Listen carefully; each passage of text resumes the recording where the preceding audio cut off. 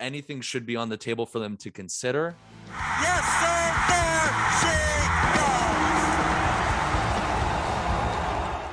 Hello and welcome to episode 184 of Section 138. Matt Chapman is a Toronto Blue Jay, and the chaos is just beginning by the looks of it. The Blue Jays are apparently still involved in the market for Jose Ramirez, even though they now have a starting third baseman. Ramirez apparently would go to second base. The chaos is, like I said, it's just starting. And as you can tell, this is kind of an impromptu episode for us. We're on the road. But guys, one hell of a morning, waking up to news around 7 a.m. that the Blue Jays are maybe not getting Matt Chapman. And it kind of developed over the course of the next 2 hours until we finally got some sort of confirmation of the deal actually happening. And now we have even more chaos happening. Guys, how are you? Mark, waking up this morning to another Carlos report, Carlos Bagra. I didn't know what to think. I think we were kind of all in the same boat. We were waiting for confirmation after kind of a misinterpreted Freddie Freeman report. And then when it came true, you just look at it and then you look at the actual deal now that it's complete. What a massive win for this team. I mean, there's no other way to put it. They get the infielder they were looking for. We know that they were pretty much trying to do that all winter. And now we're getting reports that they're still in on Jose Ramirez. I don't know what to think other than absolute chaos. And yes, again, it is a great time to be a Blue Jays fan, clearly. I got to be honest. I'm still trying to process all this because you guys were up when the rumors were starting. And then I wake up and I just see that our chat is flooded and I say, what happened? And well, stuff happened. And this honestly, like, to anybody that criticized Mark Shapiro and Ross Atkins at any point in their Blue Jays tenure, I'm sure you can find their Twitter or their social media, their anything. You can DM them an apology because they have made a World Series contender straight out the gate. Like, this team from day one is now, even before this trade, I think it was an elite team. But to have a Gold Glove, to have a superstar third baseman, your second superstar third baseman from Oakland, this is it's a very, very good time to be a Blue Jay fan. And like I said to you guys, we might be back here in 2 hours if Jose Ramirez is announced. And this is amazing. It does not get much better than this. We are so spoiled right now as Blue Jay fans. So let's just break down the deal as we know it right now. And as it is official, the Blue Jays announced it, maybe an hour ago now. The Blue Jays are, of course, getting Matt Chapman, sending the other way. The main player going the other way, the main prospect is Kevin Smith. And then they're also sending Gunnar Hoagland, Zach Logue, and Kirby Snead. Gunnar Hoagland is also kind of the big piece in this equation. He was the Blue Jays' first-round draft pick this past season. But, he does have health concerns. He's someone who had to undergo Tommy John surgery last season in May before he was drafted, and that kind of dropped his stock a little bit. So there's some questions there, but those are really the two big pieces. It's Kevin Smith, who made his major league debut last season, was just ranked top 100 prospects in baseball by Keith Law, and then it's the Gunnar Hoagland part. So knowing all that, and then also knowing his impact that he's going to make on the Blue Jays, I mean, he's a star player. He's a defense-first guy. You won't see the offensive numbers that you would with a player kind of like Jose Ramirez, but the defense is where his true value is. I mean, he had a 3.5 WAR last season in Oakland, 23.2 career WAR. His outs above average as a defender at third base is among the best in baseball. It's 99th percentile year after year after year, with the exception of the 2020 season, which was a bit of an off season for him, but 60 games, small sample size, we can chalk it up to that. 28 years old. He's got 2 more years of control left on him. He becomes a free agent in 2024. You look at the offensive numbers, like I was mentioning, right around league average last year, OPS plus of 100. 2020, better year for him offensively, despite the decline in defense that season, 120 OPS plus that year. And then going back through 2017 through 2019, rapid fire here, 111, 137, 127 OPS plus.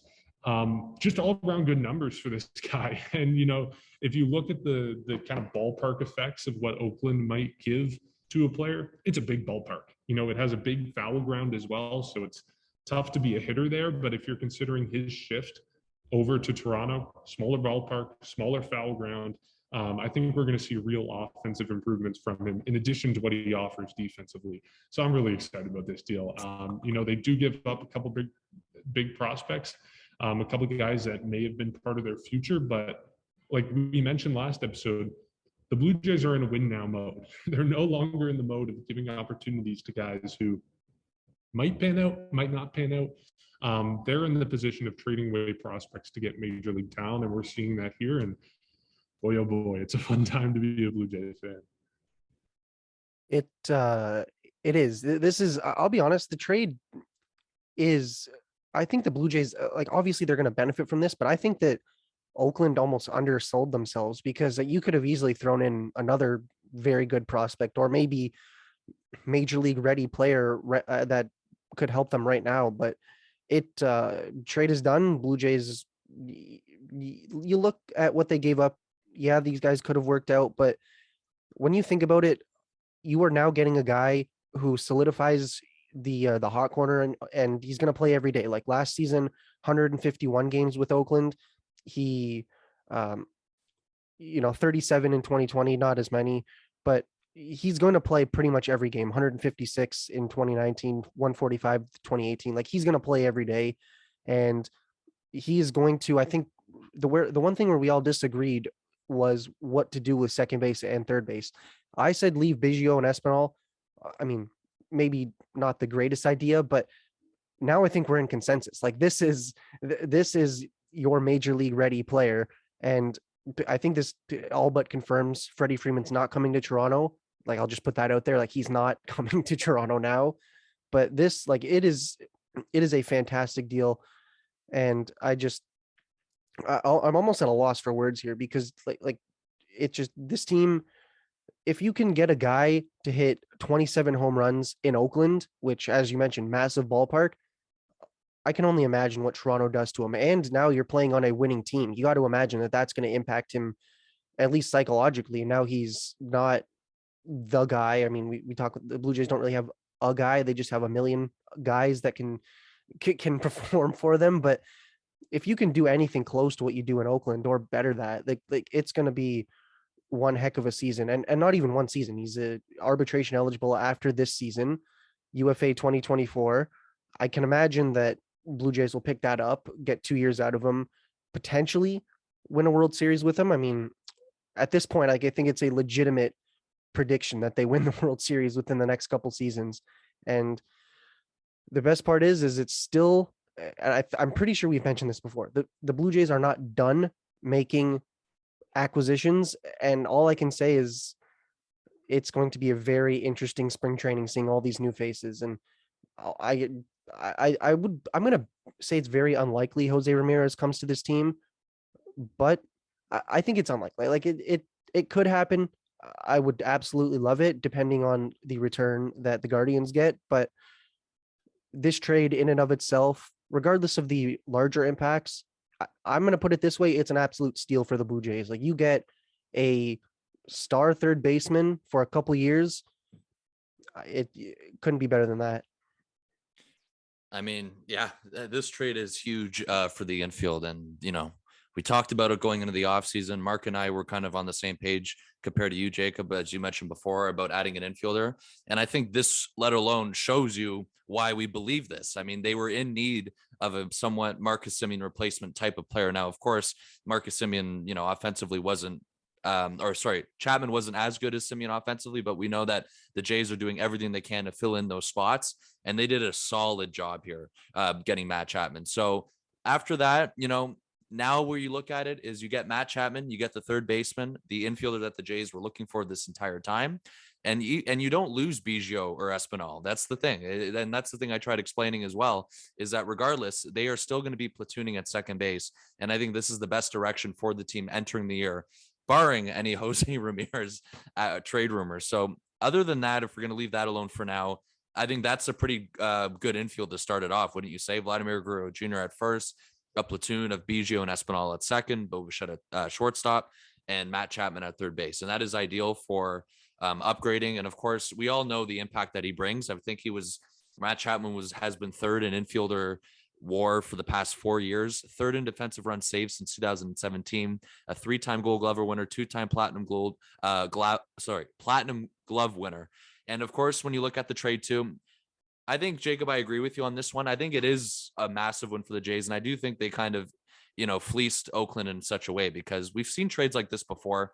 The Josh Donaldson trade is obviously the one that comes to mind. And of course, the Jays rob Oakland again because they did the same thing with Marcus Semien last year. But most notably, I guess, or the one that's very similar is that Donaldson trade, because that Donaldson trade was also a 1-for-4 where the Jays gave up 4 assets in return for Josh Donaldson. So there's a lot of similarities there, and a lot of people are talking about that. But in terms of what the Jays gave up, I guess you can start with Kevin Smith, Kirby Snead, and Zach Logue.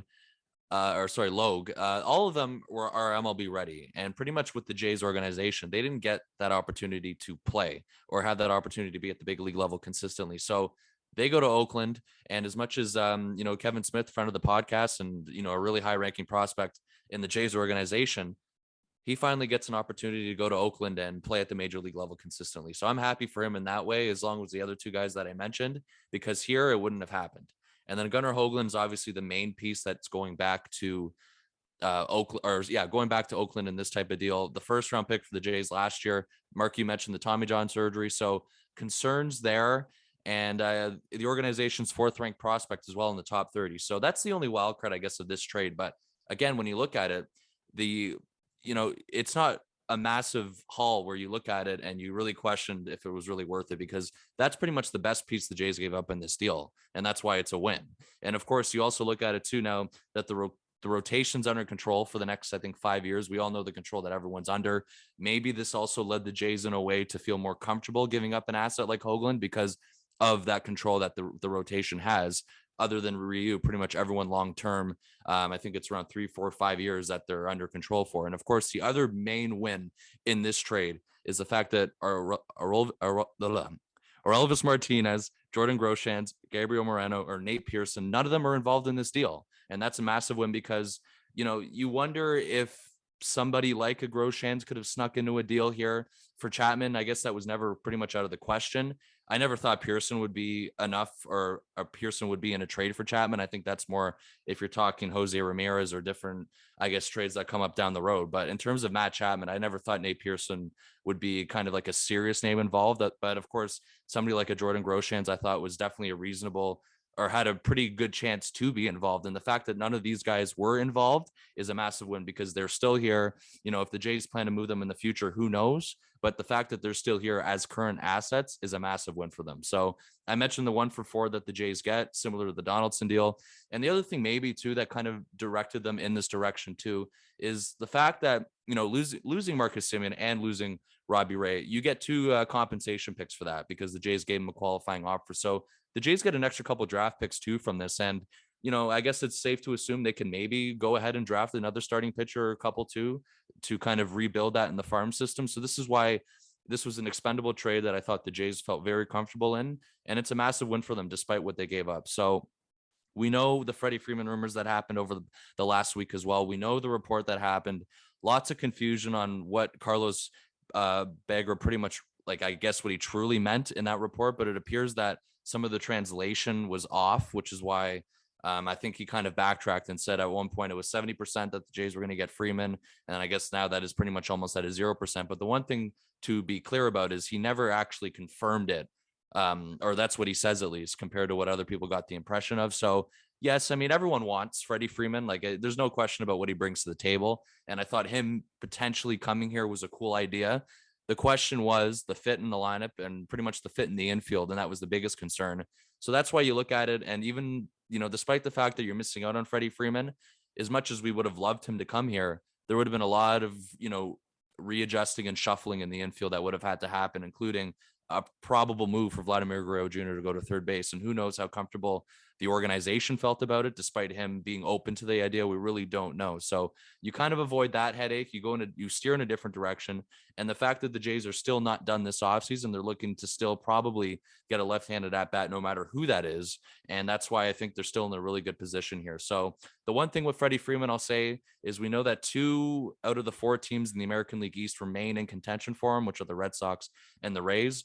I guess the only hope is that he avoids those teams and he goes to a team like the Dodgers. And I know that the Padres have been kind of looked at as a sleeper team. So hopefully he goes to the West Coast.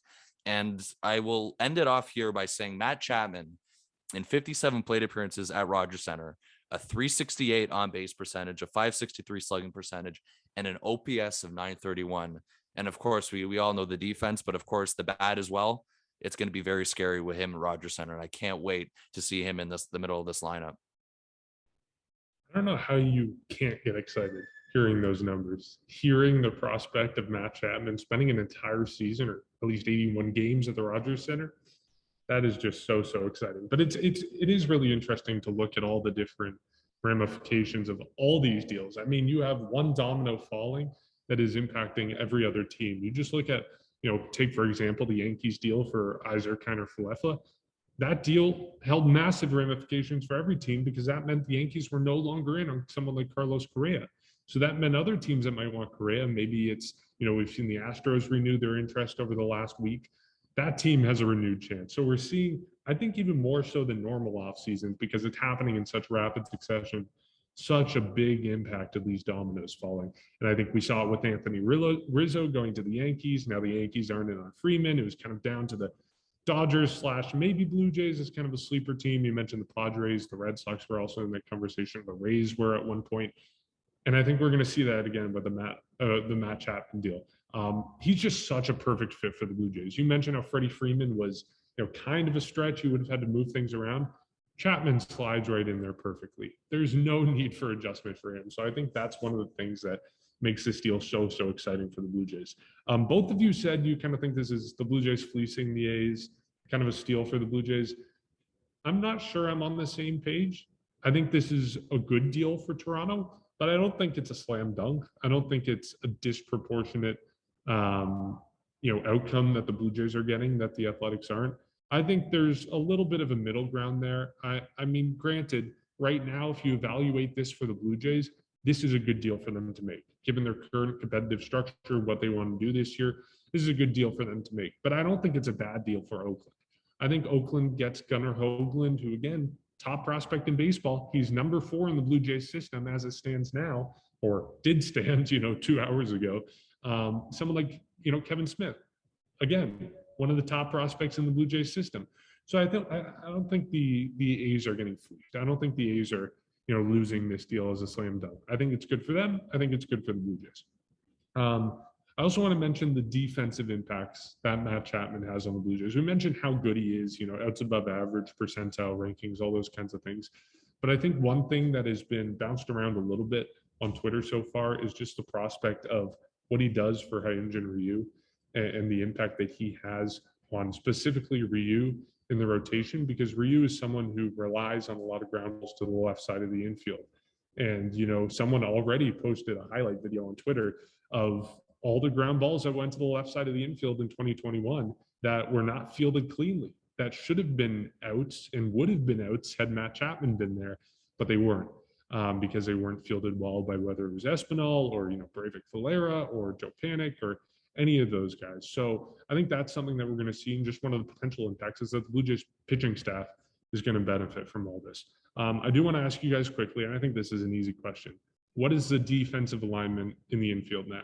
Is it Matt Chapman at third and then obviously Bo Bichette at short and then a mix of Kevin Biggio and Santiago Espinal at second? Is that how you guys lined it up? I feel like that's the obvious answer.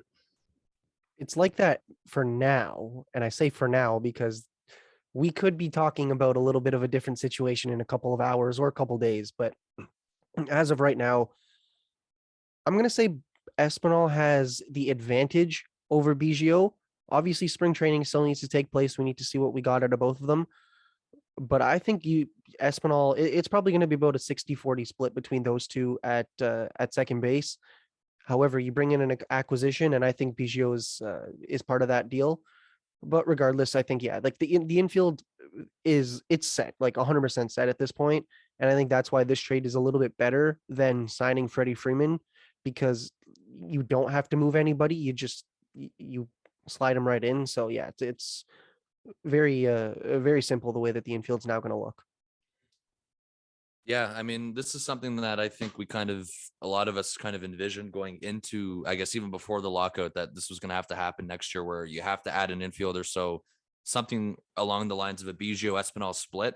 I think, of course, spring training is going to have a massive impact on, or maybe not a massive impact, but some sort of impact on, I guess, the reps that both guys are going to get. I think I have a different opinion, Jacob. I think to begin the year, I think they do go 50-50 and they kind of just enter the lineup based on matchup. Of course, the way if the pitcher's a lefty or a righty righty matchup, or vice versa. And then I think as it goes on, they will probably move or go with the hotter guy and ride the hotter hand. I think that's a pretty reasonable approach to take it as well. We know that Kevin Biggio is coming off a massive neck injury, or a neck injury that kept him out of action pretty much all of last year. And of course, Santiago Espinal, who looks like he really bulked up over the winter. I think it's saying that he almost gained, or he was saying he gained about 15 pounds, and he does look a lot bigger, which is definitely intriguing to see. So right now, I think obviously they may be more comfortable with Espinal, of course, and Biggio is going to have to definitely earn his playing time. But I think a fair assessment, unless anything changes going down the road, is that they kind of open it up on like a 50-50 to start.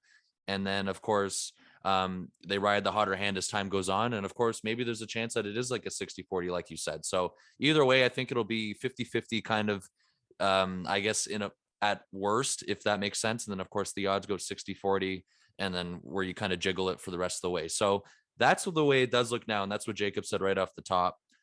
What it looks like on opening day, I guess, after the Ken Rosenthal report, after this trade became official for Matt Chapman, it's safe to say that things can definitely change. I don't know how legitimate it is, or the impact that Jose Ramirez has now after the Chapman trade. Like, who knows how comfortable the Jays are going to be giving up another huge haul of prospects, which will come with having to get somebody like Jose Ramirez. So as it stands right now on March 16th for opening day on April 8th, I think that's your infield. And of course, we could have different answers in the next couple of days or weeks, like you were mentioning, Jacob. But right now, a 50-50 split, in my opinion, to start the year. You ride with the hotter hand as the year goes on, barring any other injuries across the infield or whatnot. And that's the other thing too, is that this infield now, if some sort of injury does happen, the depth is now there as well, where they can jiggle things around and they can move people around. They'll have the flexibility to, if there's days where Espinal and Biggio have to be in the infield, then they'll do it. And I think that's going to be a massive advantage to them too. And another thing for Kevin Biggio, assuming that he's on this roster on opening day, is he now doesn't have to worry as much about playing third base, because if there's some sort of injury again, or if there's like an off day for Matt Chapman, Biggio can slot in at second base, and Espinal can play more, or the bulk of that time that's available at third base. So I think that's also a massive advantage too, now that Kevin Biggio, who didn't really look very comfortable at third base last year when he did play in his limited games, he doesn't really have to worry about that anymore. And I think it's more likely that he gets reps maybe in the outfield the odd time as well. You can't rule that out. He's a super utility guy, obviously, maybe some at first base. So that's definitely good for where things stand for the infield as we head into spring training in a couple days. Yeah. Check back in with me in 15 minutes and I might have a different opinion, but right now that's what it's looking like. And you guys know my opinion about Biggio. I think he should get the majority of the playing time. And I think, like you mentioned, Bryson, some stability and being able to slot in at second base is going to help him a lot. But let's talk about what's next, because Jose Ramirez is a thing that apparently might be happening. We heard from Buck Martinez on MLB Network earlier this morning that apparently Cleveland asked for a package of Alek Manoah and Gabriel Moreno in exchange for Jose Ramirez in a potential trade. And that's a very big ask. Is it too much? That's up for debate. Jose Ramirez is, like we've talked about, a top 5, top 3 player in baseball. So it's up for debate, but it's definitely a lot. And I don't know if the Blue Jays are willing to make that move, especially now that they've already upgraded on the infield in terms of Matt Chapman. So where do you guys stand on a potential Jose Ramirez deal that might be happening? Should it happen? Should the Blue Jays even dedicate much attention to it now that they've already improved on the infield? Or should they, the other half of that question, should they turn their attention to the bullpen, which is still an area that needs an improvement?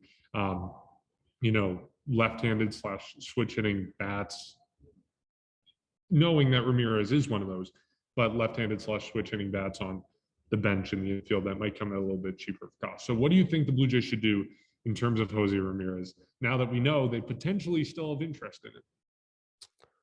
You know what? Why not go for him? Because I think what we've seen is this front office, they're willing to do, they're willing to do what you do in like your MLB The Show, where you just make as many crazy trades as you want. And it, as long as the ask does not include Alek Manoah, I think I'm willing to consider it. Now, obviously, like you said, he's a very talented player. He makes the team probably the World Series favorite.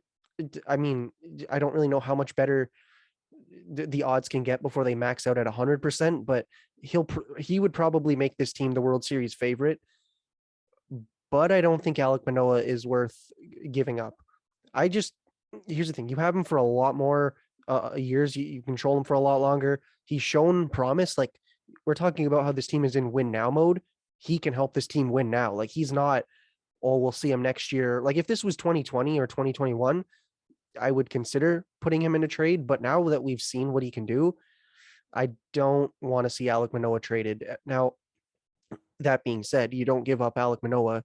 Maybe you have to throw in a couple draft picks or a couple picks or a couple of prospects or current major league players on the team. Obviously, like, that's not including Manoah in a trade would come at the risk of having to give up more than potentially what you're expecting. But check in on Jose Ramirez is the best way to put it. Like, see what you can do, negotiate until you absolutely cannot come to an agreement or come to an agreement, but try and not include Alek Manoah in a trade if possible.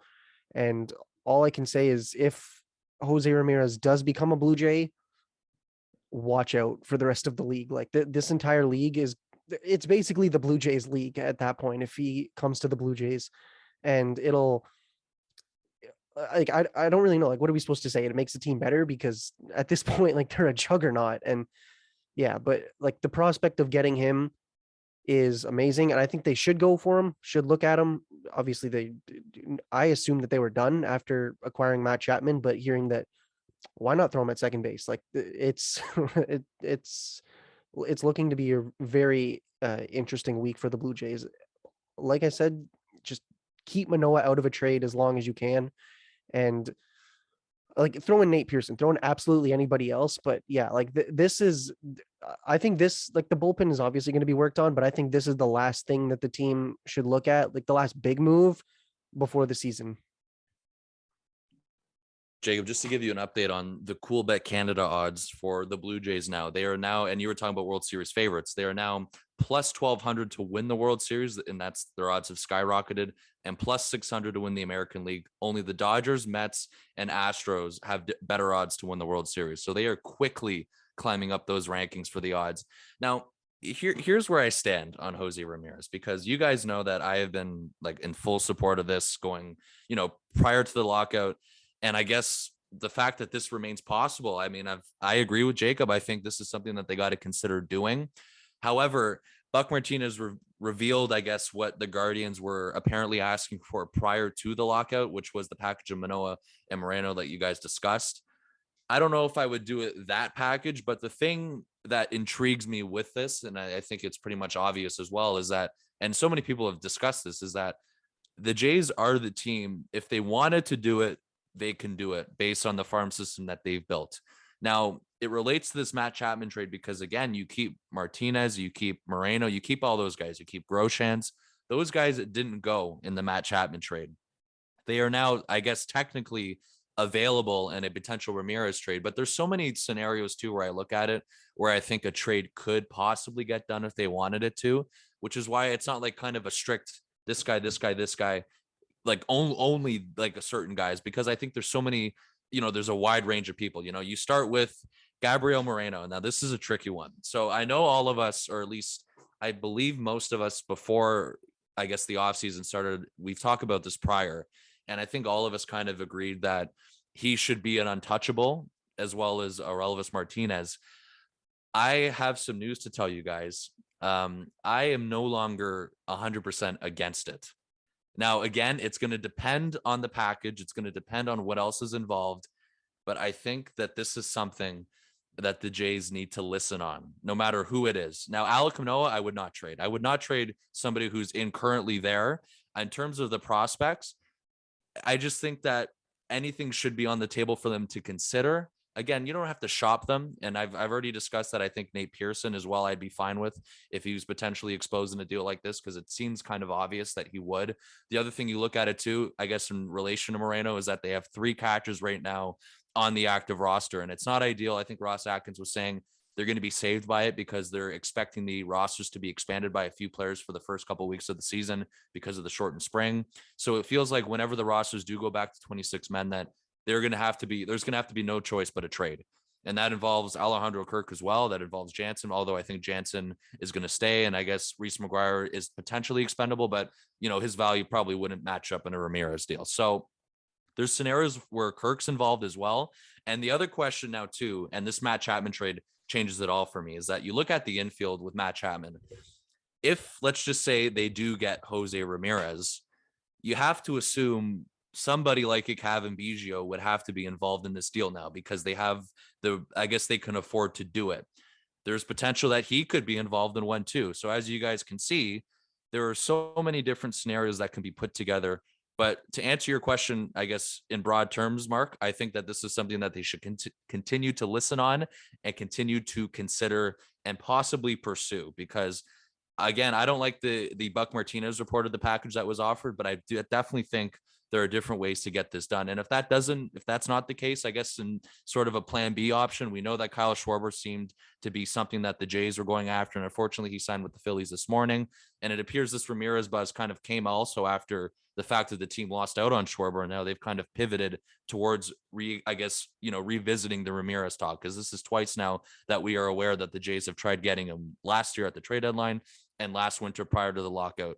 Who knows what's changed? Who knows if the Guardians are really even chopping him? I know they're listening, because Ken Rosenthal did kind of pour some cold water saying it's unlikely he's moved. So we all know that could be just a tactic where, they're saying that they're expecting to be blown away, and then they could eventually pivot and make a deal. We've seen that so many times. So I don't know how much I really look into that, but anyways, alternatives maybe is that the team is in need of a lefty. We know Ramirez is a switch hitter. So a lefty, I think, but potentially in the outfield, if it's not Ramirez, is something that maybe the Jays can look at. Michael Conforto is still available. I think maybe somebody like him. I know now we're moving down different tiers. I think, Corey Dickerson's available, Jock Peterson's available. So no matter who it is, if it's not Ramirez, it's got to be a lefty to balance the lineup. I think that's obvious. So that's where I look at it from.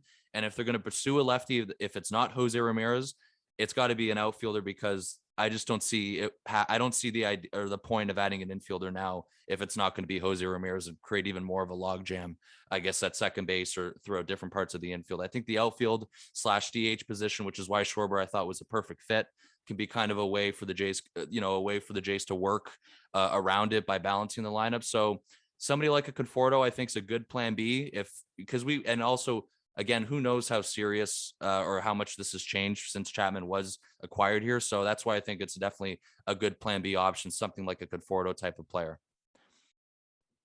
Yeah, for sure. And of course, on Ramirez, the Blue Jays should always be doing due diligence. They should be doing more than due diligence. They should be pursuing this deal with their kind of, guardrails, their drop dead points in mind. Like, I'm sure they have, as a front office, a mentality of, if this player is mentioned, we're not even entertaining it, that being Gabriel Moreno. And I think I'm on a little bit of a different page than you, Bryson. Like, yeah, the Blue Jays are in a win now mode, but Gabriel Moreno is so close to the majors. Like, he's probably making his major league debut. We're going to talk about this at some point in the future, but probably like May to June-ish. That's probably when he's expected up in the majors. Of course, depending on how the Blue Jays catchers in the majors perform and what happens with trades. But he's so close to the majors that I think he kind of fits into the category of the win now players. I don't think he's part of the kind of group of like Gunnar Hoagland, of Zach Logue, of Kirby Snead, although Snead is, closer to the majors than the other guys. I don't think he fits into that category of prospect. I think he's the category prospect that's knocking on the door. So for that reason, I don't want the Blue Jays to move him. Of course, there's no such thing as an untouchable. You could be offered a deal that, if Gabriel Moreno is the only thing that makes it work and it's still a good deal, you move him. But by and large, I'd rather the Blue Jays don't move him and hold on to him. But again, it's about the trade-off of, do you want to be winning this season, or do you want to have a good shot of winning over the next 5-6 years that you have control over Denver? So that's really the question we're asking. Okay, the last thing I do want to end this podcast on, and we want to make it semi-quick because there's probably going to be more news later today or tomorrow, is just, and this is, totally off topic, but Red Sox fans are having a horrible day, and nothing makes me happier than that. You look at everything that's happening with that team. First off, the Yankees are going out and getting people. They got Isaac Kiner-Falefa. They got Anthony Rizzo. The Blue Jays got Matt Chapman. They got Yusei Kikuchi. Those two teams now in the American League East have something like a 90% chance to make the playoffs. So it's not exact. It's a little bit lower than that, I think, but right up around there. Meanwhile, the Red Sox are doing nothing, and nothing brings more joy to my heart than watching Red Sox fans implode. Another thing that makes him have a horrible morning is Chris Sale getting hurt. Chris Sale, I think he had was it a rib problem? And he's Rib not going to stress be fracture or something. Yeah.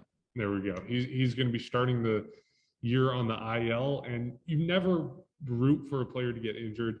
You always root for a player to perform at their best, but we can enjoy the ramifications of it in terms of the Red Sox not doing well and in terms of fans being incredibly frustrated. And then the last thing is just the vaccination status.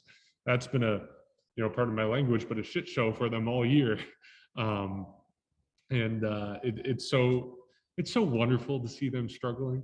It brings joy to my heart on a day where nothing else could go better for the Blue Jays. To see the Red Sox struggling as much as they have so far, I am just so happy to see that. So I don't know if you guys have any parting remarks, but that's what's on my mind right now. Well, see, it's not even just the Red Sox. I'm sure we all saw the Aaron Judge interview where he was asked if he was vaccinated, and he said he's preparing for spring training. I mean, he could be a politician at that point with the avoidance of that question, but it's very interesting. And I think the best part about it is there's zero sympathy from the Blue Jays. Like Charlie Montoyo said, well, rules are rules. I mean, we had a spring training and a minor league facility as our home ballpark for 2 years. Suck it up. Like at this point, who can now the one thing I will say, and this is not going to happen, but if anybody else has the same thought, I'll just nullify that right now. The Blue Jays are not going to go play in the US so that the Americans or the people that aren't vaccinated can come into Canada. Like, that's not happening. Blue Jays are playing in Toronto, 81 games. Matt Chapman is going to be playing in most of those games, if not all of them. And if Aaron Judge, if Chris Sale, if all these players don't want to or aren't able to come to Toronto, then it only makes the Blue Jays have a better chance of winning the East. So it's very exciting. Well, it's not exciting that guys can't play, but or can't play for these types of reasons. But as you said, the ramifications, the better chance of winning the game definitely puts a smile on my face. Yeah, I guess just to depart, if we're gonna make this like an AL East kind of discussion. First of all, with the Rays, they've been status quo. We know that they're in on Freddie Freeman. We'll see what happens with that. The Red Sox, I mean, they lose Kyle Schwarber. They're still in a kind of, it just feels like they've been status quo besides the injuries and the ramifications that you guys were discussing just now. The Yankees, I just want to say, first of all, as much as it sucks to see Josh Donaldson in pinstripes, that trade for me just made no sense. Like, I don't understand what the heck they were like. We were talking the Yankees being major players for Carlos Correa and then Freddie Freeman, and they managed to get away with a 2022 version of Josh Donaldson. And then, of course, I mean, Anthony Rizzo going back. So, and Anthony Rizzo is a really good player, but I mean, just all the talk that we saw from them, it's kind of funny and it's kind of ironic just because it feels like a typical Yankees thing. So I guess that's where we stand with like the three major players in the AL East. We know the chances for the Jays to make the playoffs were released by Fangraphs even before the Matt Chapman trade. We're probably going to change now, but it was 89% to make the playoffs and 11%, almost 12%, I think, rounded up to win the World Series. And I think it was like 40% to win the division. So they're favorites right now. That was even before the Matt Chapman trade. So going forward to close things off, Freddie Freeman, please go to LA. Please do not go to Boston. That would be horrible for him to wear a Red Sox uniform, so we'd have to hate him for the next 6 years. So I guess that's where I'll depart there. And of course, for people listening, the offseason's still not done, regardless of how impactful these moves have been. The Jays still need things in certain areas of their roster, which is even more crazy to see that it's not even a lock that the same roster will be intact by tonight. lots of stuff is going to happen within the next couple of days, and we have to be on standby for anything. So I can't wait for that. And also the thing that's kind of been, not really spoken about a lot is that the Blue Jays actually have a real baseball game in a couple of days. So we have that to look forward to as well. And hopefully as many games as possible are televised. So that it's really a good point. And again, I'll say it to close things off. It is a great time to be a Blue Jays fan. In discussions of the past 2-3 days is the fact that in pretty much exactly 48 hours from now, a little bit more, 48 hours and 30 minutes, we're going to have a game against the Baltimore Orioles that presumably is going to be televised. I don't think we've actually gotten the official spring training broadcast schedule yet from Sportsnet, but that's something that we're going to be looking for eagerly, as well as the radio broadcast schedule. So we'll wrap it up there. Thank you to everyone who listened to this episode. We're very excited to be talking about the Blue Jays at this moment. As always, you can find us on social media at Section 138 Pod, and you can support us on Patreon as well. All right, we'll catch you next time when who knows what we're going to have to talk about. Catch you then. 1-1 on Jose.